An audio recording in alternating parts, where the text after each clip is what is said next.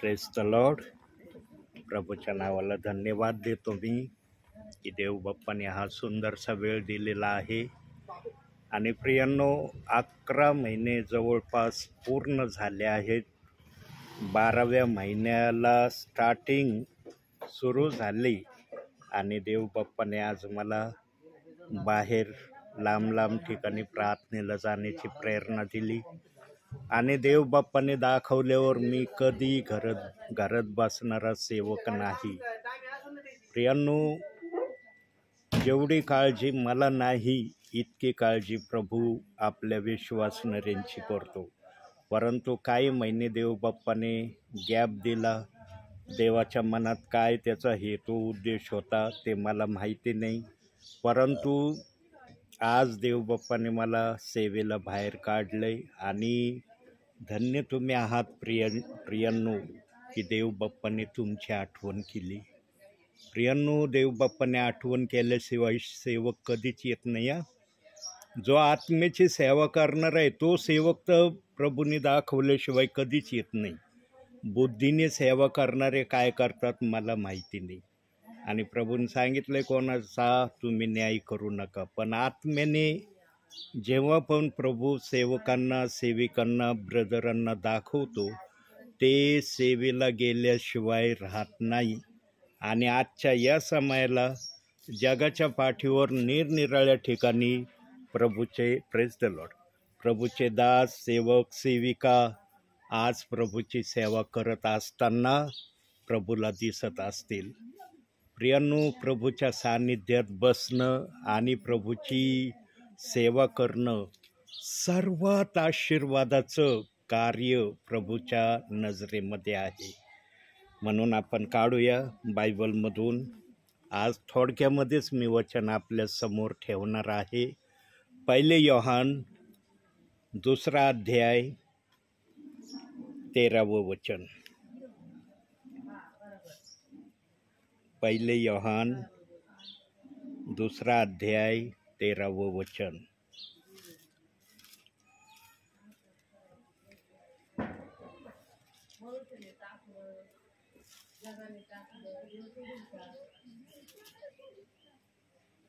योहान 2 अध्याय 13वं वचन.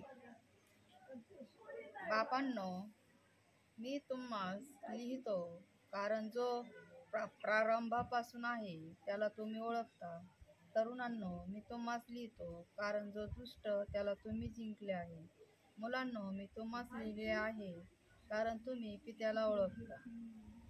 प्रियांनो, आम्हाला आमच्या भावी जीवनामध्ये देवाचं वचन कधीच निराशेची कोणतीच गोष्ट सांगत नाही. देवाचं वचन आम्हाला नेहमी आमच्या हृदयाला आनंद देणारी, आमच्या हृदयाला स्फूर्ती देणारी, आमच्या हृदयामध्ये जल्लोष प्रभूच्या नावाने निर्माण करणारी अशी बात प्रभू आम्हाला प्रत्येक वेळेला वचनातून दाखवतो. आणि आज वचनातून देवबाप म्हणतो की तुम्ही प्रारंभापासून त्याला ओळखता. प्रियांनो, प्रारंभापासून आम्ही कोणाला ओळखतो?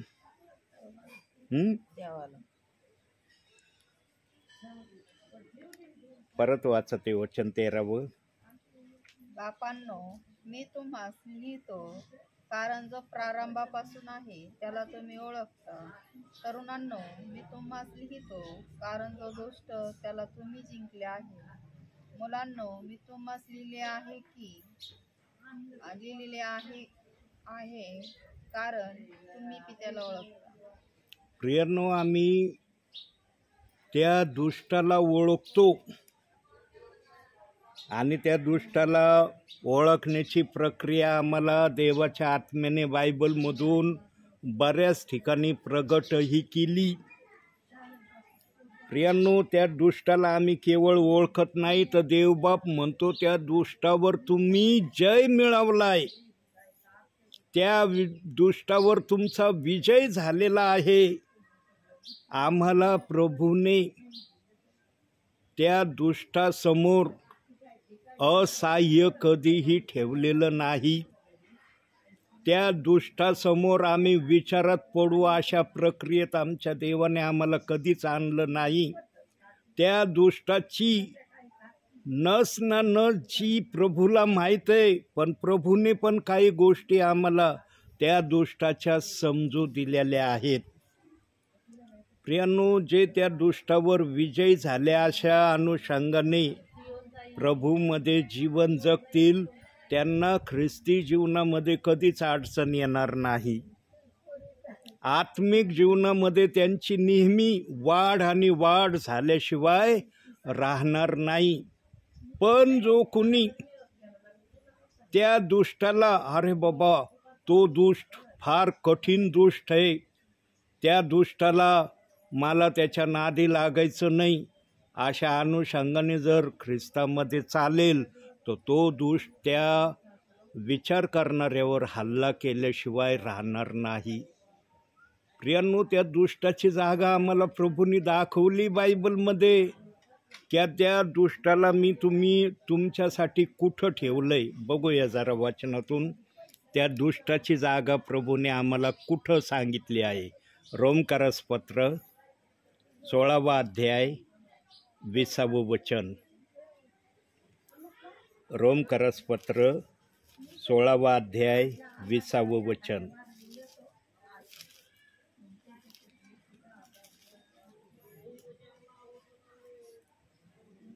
शांतीचा देव सैतानाला तुमच्या पायाखाली लवकरच उठवेल. आपल्या प्रभू येशू ख्रिस्ताची कृपा तुम्हासह असो. पाहिलं कुठे जागा त्याची?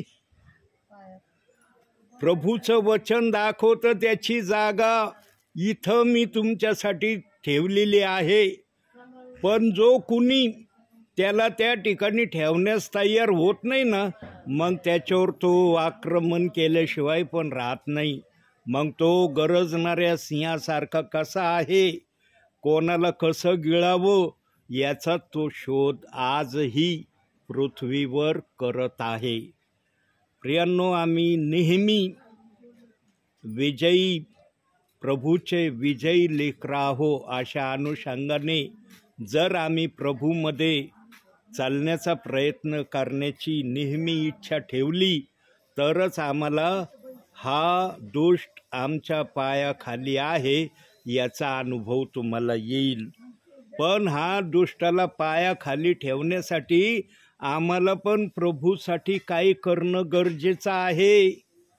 आम्ही पण काही कृती प्रक्रिया करणं प्रभूच्या नजरेमध्ये योग्य असं आहे. पहिली गोष्ट, आमच्या जीवनामध्ये आम्ही बायबल वाचलंच पाहिजे.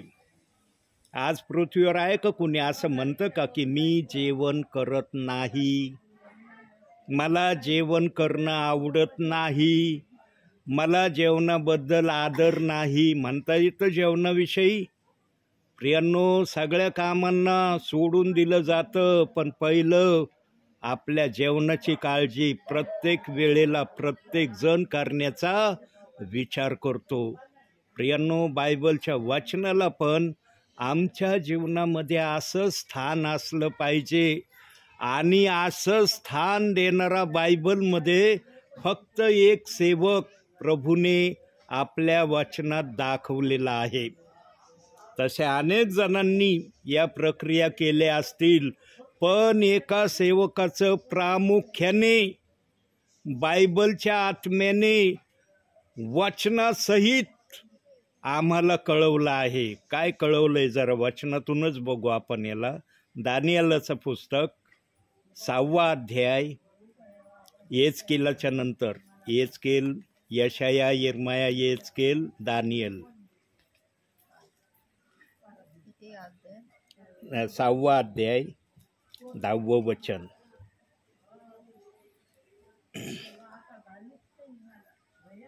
या फरमानावर सही झाली आहे असे दानिएलाने ऐकले. तेव्हा तो आपल्या घरी गेला. त्याच्या खोलीतल्या खिडक्या यरूशलेमेच्या दिशेकडे असून उघड्या होत्या. त्याने आपल्या नित्यक्रमाप्रमाणे दिवसातून 3दा गुडघे टेकून प्रार्थना केली व आपल्या देवाचा धन्यवाद केला.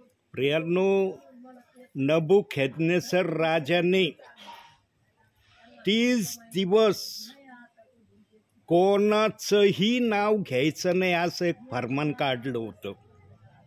कशाचंच नाव काढायचं नाही 30 दिवस. नावविरहित 30 दिवस सर्व प्रजेने राहायचं. कोणीच कशाचं नाव घेता कामा नाही. आणि जर कुणी नबुकदनेस्सर राजाच्या फरमानाला सांगितल्याप्रमाणे वागलं नाही तर त्याला सिंहाच्या गुहेत टाकण्यात येईल असं एक फरमान नबुकदनेस्सर राजाने आपल्या कारकिर्दीमध्ये काढलं होतं. पण दानियल नावाचा एक त्या प्रजेमध्ये देवाचा भिवून वागणारा दास होता.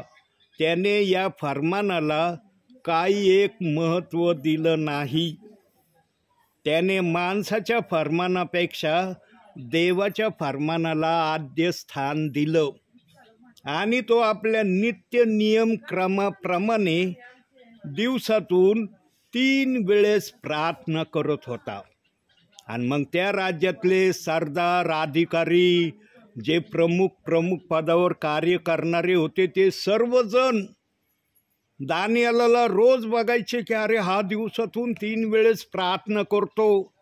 त्यांनी 1दा 2दा 3दा 4दा किंवा 10 वेळेस पाहिलं असं दानिएलला की अरे हा तर रोजच असं करतोय. आणि मग हे सर्वजण नबुकदनेस्सर राजाकडे आले आणि सांगितलं, महाराज तुमच्या आदेशाचा सर्वांनी सन्मान केलेला आहे, पण एकच जण असा आहे या राज्यामध्ये आपल्या की तो तुमच्या फरमानाच्या विरोधात आज चालत आहे.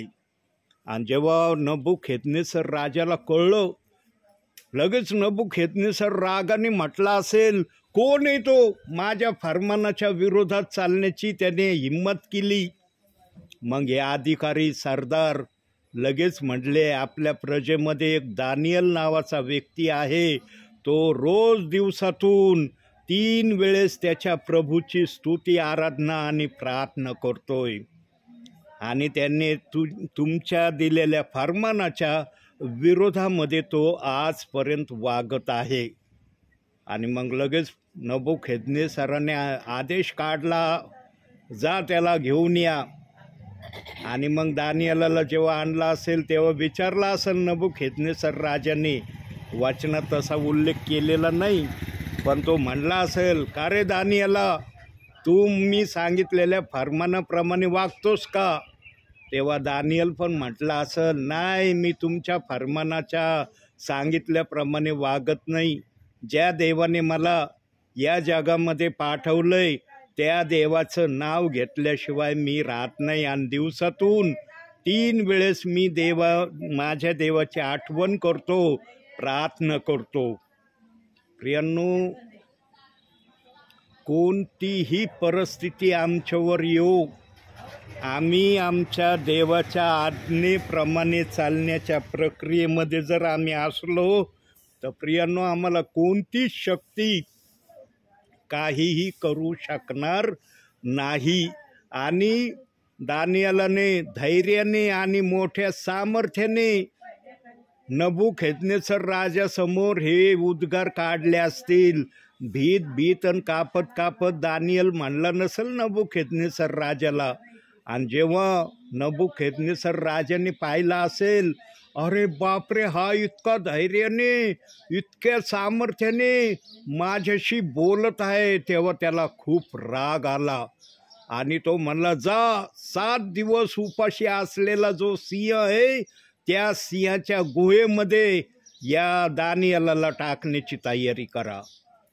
आणि प्रियांनो, मग त्यावेळेच्या राजाचा शब्द सर्वजण पाळणारे होते. आणि लगेच नबुकदनेस्सर राजाच्या सांगण्याप्रमाणे दानिएलला 7 दिवस उपाशी असलेल्या खुखार अशा सिंहाच्या गुहेमध्ये टाकलं. पण जसा दानिएल त्या गुहेमध्ये गेला प्रियांनो, प्रभू परमेश्वराने सिंहाचे तोंड आणि सिंहाच्या नख्यांना एकदम बंद करून टाकलं. प्रियांनो, सिंह सर्वात पहिला हमला ना आपल्या पायाच्या नाख्यांनी करतो आणि नंतर मग तोंडाने तो हल्ला करतो. पण दानिएलावर ना सिंहाने पायाने हल्ला केला ना तोंडाने हल्ला केला. एक मूल आपल्या बापासमोर किंवा आईजवळ जसं शांत बसतं तसा सिंह दानिएला समोर येऊन बसला. प्रियांनो, शांतरित्या बसला, त्यांनी काहीच केलं नाही. रागाच्या भरात नबुकदनेस्सर राजाने ही आज्ञा काढली, पण इकडं दानिएलाला पण देवाच्या आत्म्याने रात्रभर झोपू नाही दिलं. माझ्या दासासाठी इतकी कठोर शिक्षा, इतकं कठोर अशा सिंहाच्या गुहेमध्ये 7 दिवस उपाशी असलेल्या सिंहाच्या गुहेत तू माझ्या दासाला टाकलं ना. माझ्या दासाला वाचवायचं सामर्थ्य माझ्या जवळ आहे, पण तुला रात्रभर मी आता झोपू देणार नाही. आणि त्या रात्री नबुकदनेस्सर राजा रात्रभर झोपला नाही. तो पहाट होण्याची रात्रभर वाट बघत बसला. प्रियांनो, आणि भल्या पहाटे तो सिंहाच्या गुहेकड सर्वात पहिला आला आणि दानिएलाला म्हणाला, ज्या देवाची तू सेवा करतोस त्या देवाने तुला सिंहापासून वाचवलंय का? तेव्हा दानिएलाने पण आतून उत्तर दिलं, होय, ज्या देवाची मी सेवा करतो त्या देवाने सिंहाचे तोंड बंद केले. प्रियांनो, देवाच्या भयामध्ये राहणं आज काही विश्वासणाऱ्यांना फार साधारण वाटायला लागलंय. काही जण तर आज देवाच्या भयामध्ये राहण्याची देखील इच्छा ठेवत नाही. काही जणांच्या चेहऱ्याकडे पाहिलं ना तर मला कधी कधी असं वाटतं, अरे यांच्या चेहऱ्यावरच मला देवाचं भय दिसत नाही, तर हे आचरण कसं करत असतील. प्रियांनो, जो आत्म्याने सेवा करणारा असतो ना सेवक, त्याला देवबाप काही ना काही दाखवल्याशिवाय राहत नाही. प्रियांनो, आत्मा शांत बसणारा आत्मा नाही, तो कार्य करणारा आत्मा आहे. जे प्रभूच्या भयात असतात ना, देवाच्या सेवकाला आत्मा ताबडतोब दाखवतो की किती देवाच्या भयामध्ये चालणार आहे. प्रियांनो, अंतिम समयामध्ये तरी त्याच्या प्रिय लोकांनी प्रभूच्या भयामध्ये राहावं, प्रभूच्या आज्ञा पाळाव्या. निदान प्रभू येण्या अगोदर त्याच्या स्वागतासाठी तर तयार होऊ शकता ना. मागील जीवन आमचं कसंही आम्ही प्रभूमध्ये घालवलंय, पण शेवटच्या समयामध्ये का होईना आम्ही प्रभूच्या इच्छेप्रमाणे करण्याची इच्छा ठेवली पाहिजे. प्रियांनो, आम्ही प्रभूने जशी आमच्यावर प्रीती केली ना तशी आमची प्रीती असणं गरजेचं आहे, तर आमचा प्रभूमधला प्रवास यशस्वी आणि सुखकर झाल्याशिवाय राहणार नाही. प्रियांनो, आज प्रत्येक ख्रिस्ती व्यक्ती प्रभूच्या नावाने कसा वागत आहे हे प्रभूला आमच्यापेक्षा जास्त माहिती आहे. म्हणून प्रभूने पण वचनात सांगितलेलं आहे, प्रगटीकरण 22 अध्याय 12व्या वचनात सांगितलंय, ज्याच्या त्याच्या कृत्याप्रमाणे माझ्याजवळ द्यायला वेतन आहे. प्रियांनो, प्रभूजवळ देण्यासाठी वेतन आहे आणि प्रभू वेतन दिल्याशिवाय राहणार नाही. आमची प्रक्रिया, आमचं प्रभूमध्ये वागणं, बोलणं, चालणं, राहणं हे प्रभूच्या इच्छेप्रमाणे जर असलं ना प्रियांनो, त्या विश्वासणाऱ्याने, त्या सेवकाने पृथ्वीवरूनच आशा धरून आत्म्यामध्ये हे समजून घेऊन प्रभूच्या दरबारात जाण्याची तयारी करावी की त्या ठिकाणी मला देवबाप योग्य असं बक्षीस देणार आहे. कारण योग्य असं बक्षीस मिळण्याच्या अनुषंगाचे कार्य, सेवा मी पृथ्वीवर केली आहे. प्रियांनो, सर्व पृथ्वीवरच्या विश्वासणाऱ्यांना, सेवकांना अंतिम समयामध्ये या प्रक्रियेमध्ये येण्याची शेवटची संधी देवबाप्पाने ठेवली आहे. म्हणून देवबाप्पाने वाचनात कशी ही प्रक्रिया व्यक्त केली, जरा वाचनातून या विचाराला आपण बघूया की देवाने या प्रक्रियेला वाचनात कसं दिलंय. मत्तैकृत शुभवर्तमान 19वा अध्याय 30वं वचन. मत्तैकृत शुभवर्तमान 19वा अध्याय 30वं वचन. परंतु जे पहिले ते शेवटले आणि शेवटले ते पहिले असे पुष्कळ जणांचे होईल. असे पुष्कळ जणांचं होणार आहे. जे पहिल्यापासून प्रभूच्या इच्छेप्रमाणे करण्याच्या प्रक्रियेमध्ये चालत आलेले आहेत त्यांना शेवटी प्रभू उभं करणारी. पण जे शेवटच्या समयामध्ये प्रभूच्या इच्छेप्रमाणे करण्याची तयारी ज्यांनी दाखवली त्यांना पहिलं बक्षीस दिलं जाणार आहे. का प्रभू अशी प्रक्रिया करणार आहे प्रियांनो? कारण शेवटच्या समयामध्ये जे समजून उमजून प्रभूच्या इच्छेप्रमाणे करण्याच्या प्रक्रियेत येतील देवबाप त्यांचा सर्वात मोठा आदर करणार आहे. म्हणून बघा, उधळ्या पुत्राचा एक दाखला दिलेला आहे. उधळ्या पुत्राने आपलं सगळं काही धनसंपत्ती घेऊन निघून गेला. सगळी धनसंपत्ती त्याने ऐश आराम सगळ्या वाईट गोष्टीमध्ये ती खर्च केली. आणि जेव्हा काही त्याच्याजवळ राहिलं नाही, जेव्हा खायला तो मोताज झाला, तेव्हा त्याला आपल्या बापाची आठवण आली की चला मी बापाच्या इथं आता मुलगा म्हणण्याच्या योग्यतेचा तर नाही राहिलो, पण एक नौकर म्हणून तर मी माझ्या बापाच्या इथं काम करून पोट भरणे इतकं तरी मी सेवा करेल अशा विचारानं तो बापाकडं परत आला प्रियांनो. पण उधळ्या पुत्राला माहिती नव्हतं की माझा बाप माझं किती मोठं स्वागत करणार आहे. उधळ्या पुत्र निराश, हताश, मनाने खिन्न झालेल्या अवस्थेत बापाकड जड जड पावलाने तो येत होता. पण बाप उत्साही पावलाने मुलाकडे येण्याची प्रक्रिया व्यक्त करत होता. बघा, ते उधळ्या पुत्राच्या दाखल्यामध्ये हीच गोष्ट देवबाप आम्हाला प्रमाणित करत आहे आणि शिकवित आहे. प्रियांनो, बापाने सर्वात पहिलं उधळ्या पुत्राला मिठी मारली. प्रियांनो, मिठी मारल्यावर त्याला सर्वात पहिलं नवीन कपडे देण्यात आले, जोडा देण्यात आला आणि त्याच्या हातात एक अंगठी घालण्यात आली. बापाने अशा तऱ्हेचं मुलाचं स्वागत केलं आणि या मुलाच्या स्वागताचे साक्षीदार म्हणून त्याने आपल्या चाकरांना आदेश दिला की याच्या येण्याखातीर चांगलं मोठी मेजवानीची तयारी करा. आणि फार मोठी मेजवानी त्या उधळ्या पुत्राच्या येण्याच्या अनुषंगाने बापाने केली. पण जेव्हा त्याचा मोठा मुलगा येतो तेव्हा तो पाहतो की अरे माझ्या घरामध्ये तर फार मोठा आनंद चाललाय, खूप लोक आलेत, काय झालंय आमच्या इथं. त्याने कानोसा घेतला तेव्हा त्याला कळलं, अरे तुझा लहाना भाऊ जो हरवला होता तो बापाकडं परत आलाय. तेव्हा मोठ्या मुलाला आनंद झाला नाही प्रियांनो. मोठा मुलगा आनंदी झाला नाही बरं का. त्या दाखल्यात सांगण्यात आलंय. आणि तो बापाला म्हणला, याने तर आपली सगळी धनसंपत्ती उधळून नासधूस करून तुझ्याकडं आला आणि तू आल्यावर याचं आगत स्वागत अशा प्रकारे केलं.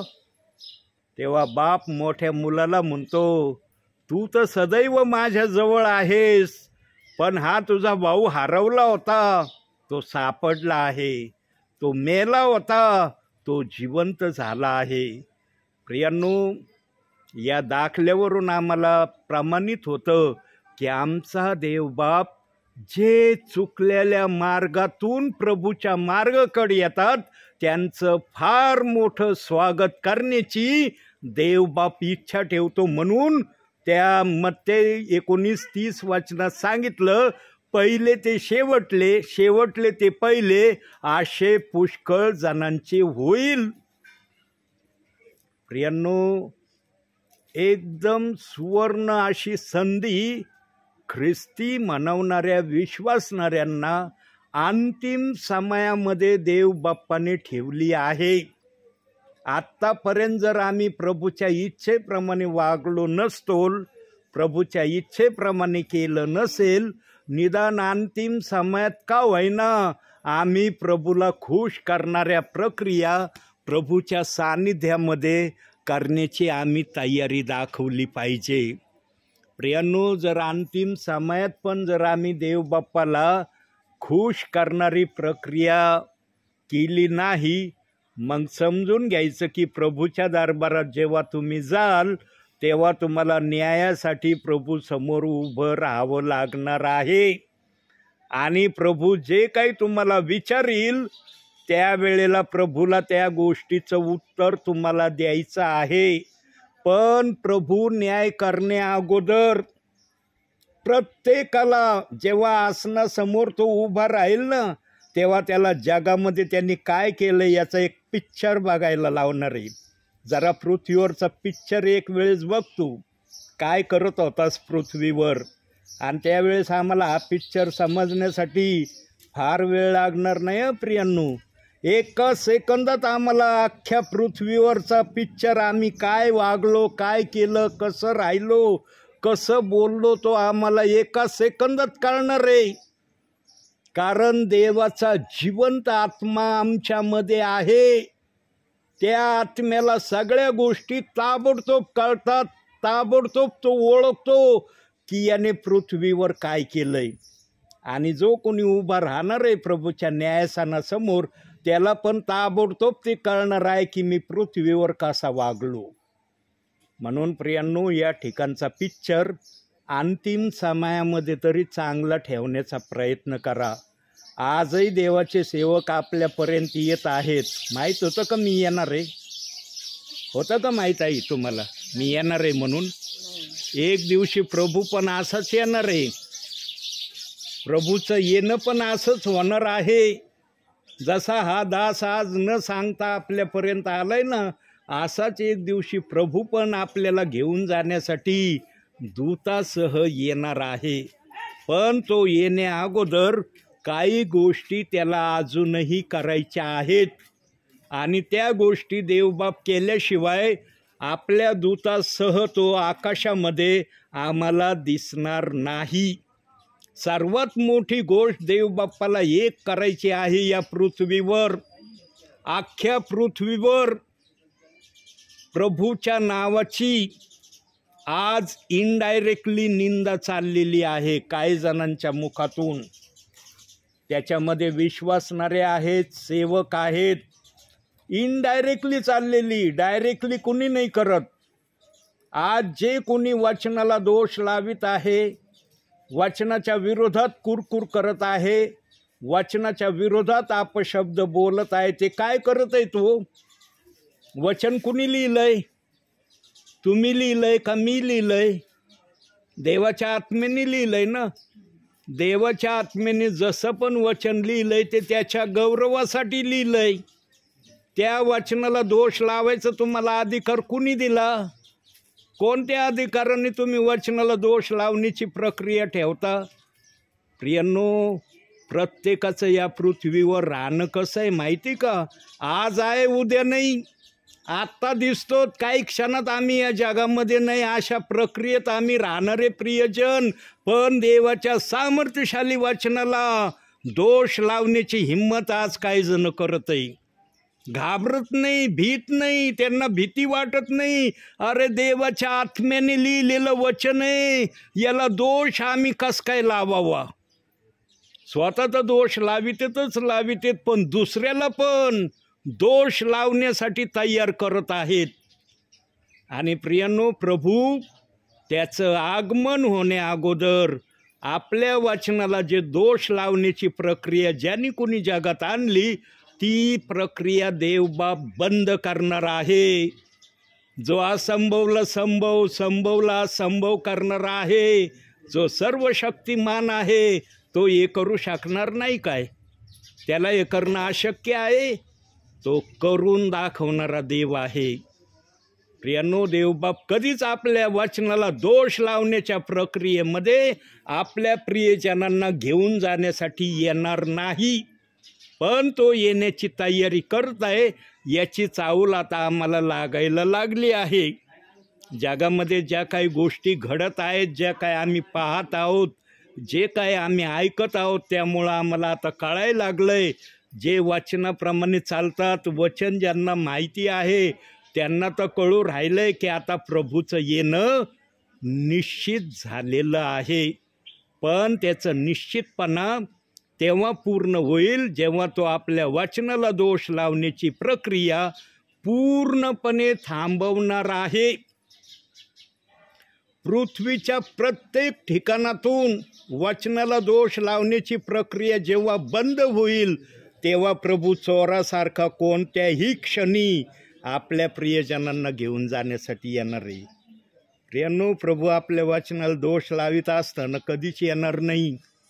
ज्याने सगळं घडवलं बनवलं तो आपल्या वचनाला दोष लावण्याच्या प्रक्रियेमध्ये आम्हाला घ्यायला येईल का प्रियांनो?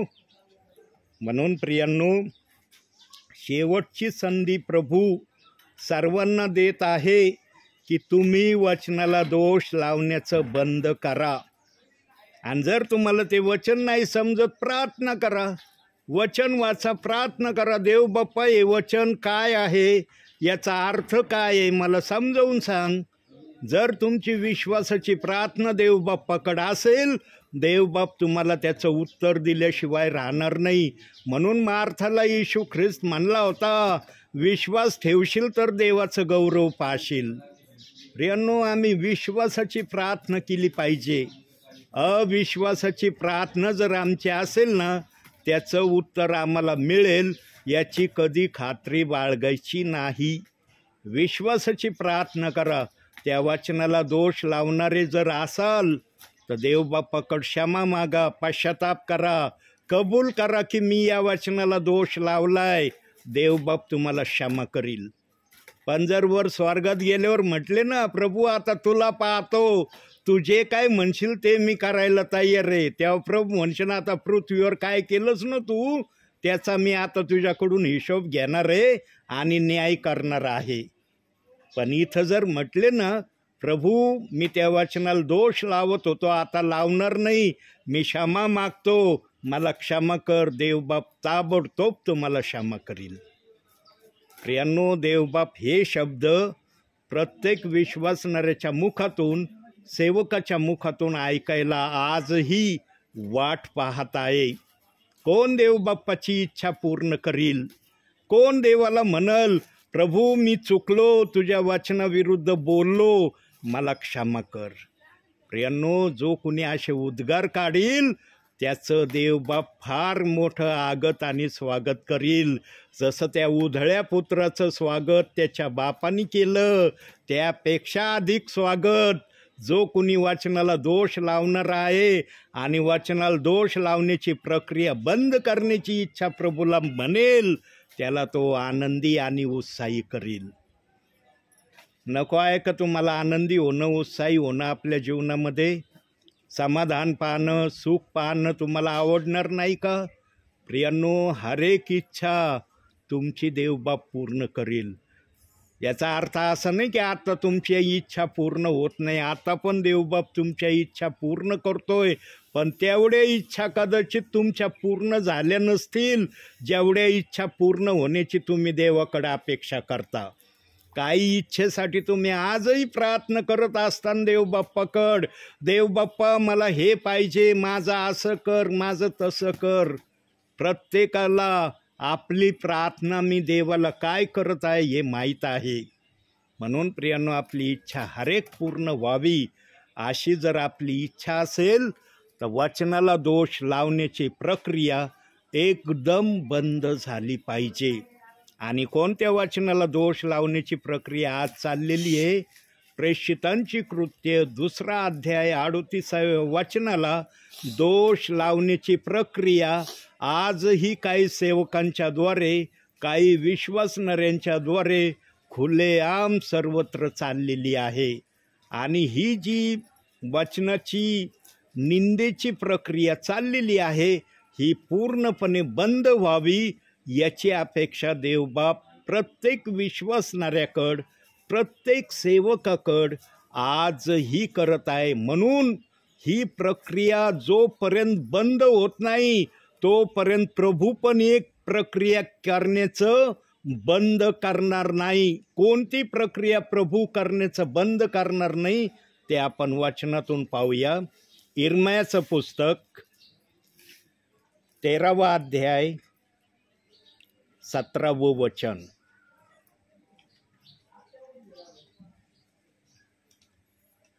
पण तुम्ही ऐकले नाही तर तुमच्या गर्वामुळे माझे हृदय एकांती शोकाकुल होईल. परमेश्वराच्या कळपाचा पाडाव होतो म्हणून मी रडेल. माझ्या डोळ्यातून टपटप आसरे गळते. देवाच्या डोळ्यातून टपटप अश्रू सतत पाडावे अशी तुमची इच्छा आहे का? जर इच्छा नसेल प्रियांनो तुमची की देवाच्या डोळ्यातून टपटप आसव पाडावे, मग देवाचे अश्रू जर तुम्हाला थांबवायचे असतील तर वचनाला दोष लावण्याची प्रक्रिया पूर्णपणे थांबली पाहिजे. केवळ इथंच नाही, पूर्ण जगामध्ये आज या वचनाची जी निंदा चाललेली आहे निरनिराळ्या भाषेमध्ये, त्या ठिकाणापर्यंत सर्वांनी वचनाची निंदा करणं बंद झालं पाहिजे. आणि जेव्हा देवबाप्पाला दिसेल माझ्या वचनाला निंदा करण्याचं बंद झालं आहे, तेव्हा प्रभू चोरासारखं यायला क्षणभराचाही उशीर लावणार नाही. म्हणून त्याने आम्हाला जागृत राहण्याचा इशारा दिलाय. प्रियांनो, जागृत आम्ही अशा प्रकारे झालं पाहिजे, आम्ही वचनाला दोष न लावणारे आहोत. या जागरूकतेमध्ये आम्ही प्रभूमध्ये विश्वास ठेवून चालणं गरजेचं आहे. आज जो कोणी वचनाला दोष लावित आहे प्रियांनो, तो आत्मिकरित्या जागृत झालेला आहे का? सांगा, वचनाला दोष देणारा पूर्णपणे आत्मिकरित्या जागृत झालेला आहे? प्रियांनो, देवाचा आत्मा जेव्हा बोलायला लागतो ना, तेव्हा देवाचा आत्मा कोणती गोष्ट सोडित नाही बोलल्याशिवाय. म्हणून पेंटिकॉस्टच्या दिवशी पेत्राने निडरतेने भाषण दिलं. जो संदेश दिला तो संदेश आजपर्यंत देवबाप्पाने या पृथ्वीवर ठेवलाय. आणि या संदेशावर देवबाप्पाचं एक दिवशी आम्हाला घेऊन जाण्यासाठी आगमन होणार आहे. पेत्रानंतर कुणीच देवाचं वचन नव्याने सांगण्यासाठी आलं नाही. पेत्राने शेवटचा संदेश, प्रभूच्या येण्याचा संदेश पेंटिकॉस्टच्या दिवशी सांगितलंय. त्याच संदेशावर आजपर्यंत प्रभू आपल्या लोकांना आपल्या राज्यामध्ये घेण्याची तयारी करत आहे. जे कोणी देवाकडे येतील देवबाप त्यांचं स्वागत केल्याशिवाय राहणार नाही. आता काही जण म्हणते ना, आम्ही काय आता देवात नाहीत का? मग तुम्ही जर आता म्हणतात देवात आलं पाहिजे, देवाच्या वचनाला दोष लावण्याची प्रक्रिया बंद झाली पाहिजे. प्रियांनो, देवबाप या प्रक्रियेने मुळीच संतोष पावत नाही. देवबाप या गोष्टींनी प्रसन्नही होत नाही. म्हणून आम्ही वचनाला दोष लावण्याच्या प्रक्रियेतून स्वतःला आवरण्याची तयारी करावी. याच अनुषंगाने आजही देवबाप देवाच्या सेवकाला आत्म्याच्या प्रेरणेने आपल्यापर्यंत पाठवित आहे.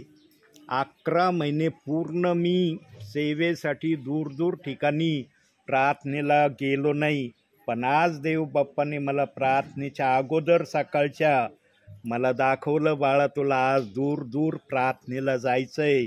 आणि मी प्रभूला होय म्हटलो. माझा देव जर काही गोष्टी करण्याची मला इच्छा आणि आदेश देतो ना, तर मी देवाच्या आदेशाला कधीच नाही म्हणत नाही. म्हणून आज हा सेवक आत्म्याच्या प्रेरणेने आपल्यापर्यंत आलेला आहे. म्हणून वचनाप्रमाणे आचरण करण्याची प्रक्रिया तुमच्या जीवनामध्ये तुम्ही करावी, हीच देवबाप तुमच्याकडून आशा करत आहे. म्हणून आजच्या या छोट्याशा संदेशातून देवबाप तुम्हाला आणि मला भरपूर आणि भरपूर आशीर्वाद देव. आमेन. डोळे बंद करा प्रियांनो. एक सेकंद आपण शांत राहूया, फक्त 1 सेकंद. त्यानंतर आपण प्रार्थना करणार आहोत.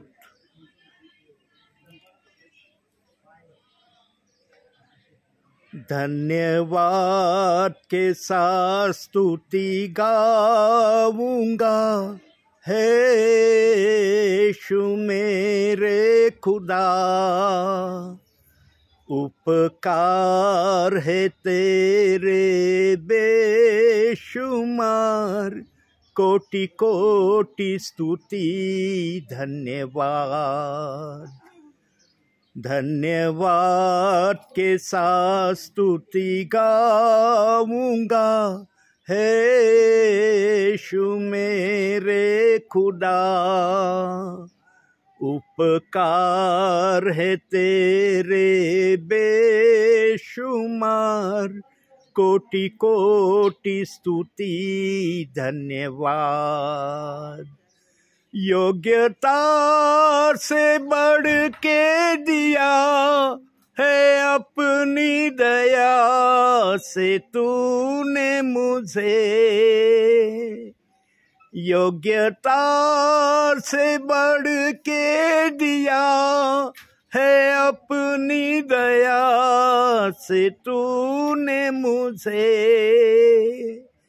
मांगने से ज्यादा मिला मुझे, आभारी हूँ प्रभु मैं. मांगने से ज्यादा मिला मुझे, आभारी हूँ प्रभु मैं.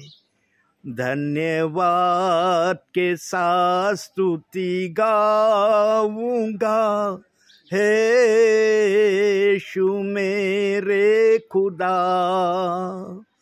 उपकार है तेरे बेशुमार, कोटि कोटि स्तुति धन्यवाद. कोटि कोटि स्तुति धन्यवाद. कोटि कोटि स्तुति धन्यवाद.